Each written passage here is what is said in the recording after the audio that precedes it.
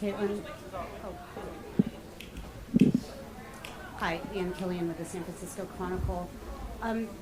Brandon Payne is someone we know pretty well here because he and Steph have such a long relationship. And I was just wondering if you could talk a little bit about how you connected with him and what training with him has brought to you. Yeah, I mean, obviously, I knew he worked with Steph, and I love Steph's game, and I'm just looking for some creative ways to make myself better and, challenge myself. And I feel like he's found a lot of ways to do that over the course of the off season of us working together, and I think really challenging my mind. It's not like we're just in there shooting shots. Like, it's as game-like as we can make it, and I think that was something that I was really looking for. Obviously, coming off of injury, it's really difficult to get those type of reps and things like that. So that was really good for myself. And then obviously, what he's been able to do with Steph, that gives you a lot of confidence in, things that he can maybe bring to me. And, I've learned a lot. I've watched a lot of film with them, and just really thankful for his time. He's poured in a lot to me over the course of the off season, so just really thankful for him. But gave me a different glimpse on a way to work out. You get in these patterns of doing things your own way for however long that is, and obviously you have different coaches and different player development people. But to get as many different ways to work out, and if it really works for you and you continue to do it, you kind of stick with it, and I've loved it so far. Oh yeah, thanks. Hey, Caitlin. Nathan Candler from the San Jose Mercury News. Curious what your time was like at Oracle Park the other day. Well, Oracle's on my bucket list, so we got here 2 days early, so I was like, I got to try to go. And then we had early practice, so I was a couple innings late, but I got over there. And honestly, I was in the second row, and I'm not going to complain about being in the second row, but it might be one of those ballparks where the nosebleeds might be better than, behind home plate. But obviously 65 and sunny right on the bay. And a baseball game in the middle of May, that's not too bad. So definitely up there. I mean, I obviously love Wrigley Field, but Oracle's maybe a close second. I don't know. They can still outduel each other, but it was fun. Cool park. Hi, Caitlin. Michelle Smith from the 9.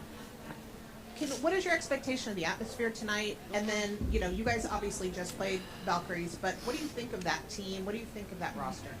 Yeah, I mean, I expect the atmosphere to be incredible. I was available for one game we played here last year of the two, and, this crowd is great. They're into it. They're into the game positively, supporting their team. They're loud from the tip, whatever it is. And I think coming here last year, I didn't really know what to expect. Obviously, a new franchise.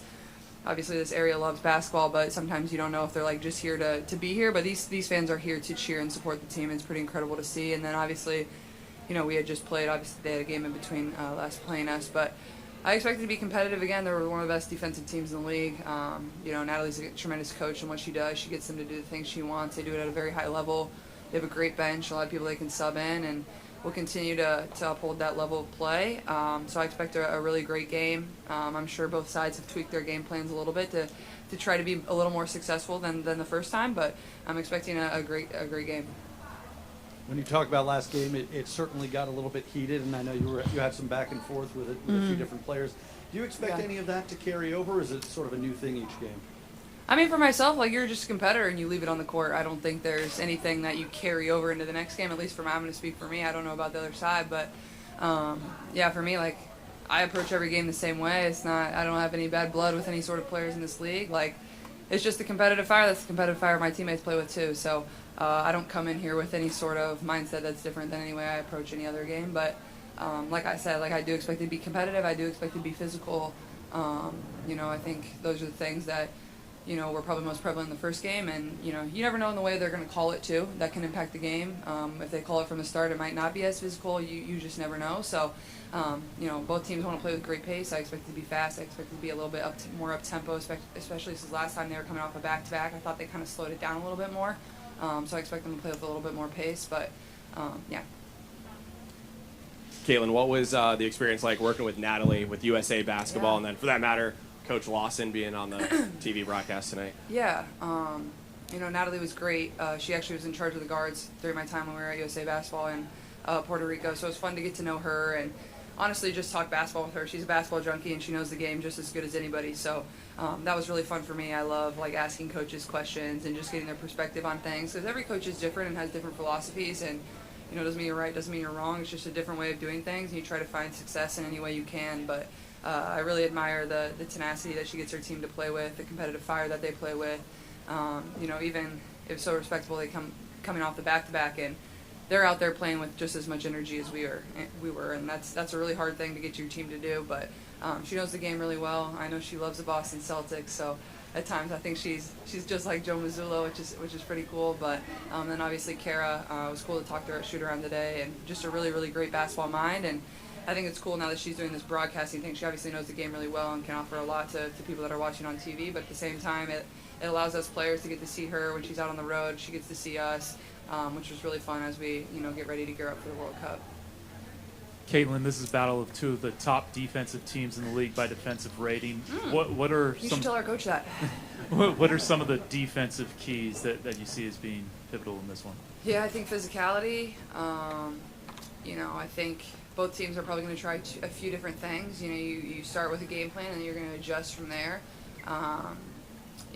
They shoot the ball really, really well. They want rim twos and they want open threes. And they attack the paint, they drive really well, and they want kick-out spray wide open threes. So, I thought we forced them into a good amount of contested twos in the mid-range last game. They went a little bit more iso ball than I thought they would in the first matchup, really hunting matchups. I don't anticipate them to do that as much, but if they do, we'll be ready for that. I think they'll play more of the offensive style that they have been playing up until that point. But, both teams are great defensively. They pick up full. They're going to be physical, and if we can do it as well as them, I think we'll be in a good spot. Hi, Caitlin. Hello.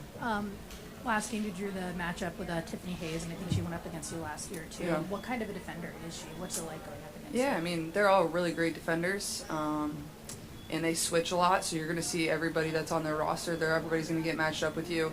They're going to be physical. They're going to have their hands, in the passing lanes. I thought I saw a lot of traps off the ball screens. Obviously, we want to set as many as we can in transition, but I told our team, they're really good when you allow them to set their defense. They're really good half-court defenders. We want to play in transition as much as we can. We want to get cross matches as much as we can. But yeah, I mean, they're all really great defenders. I see basically about every guard is going to probably guard me. At some points they were hitting, and I had two on me. So just trying to make the right read and get my teammates the ball in the place they can be successful. Thanks, guys.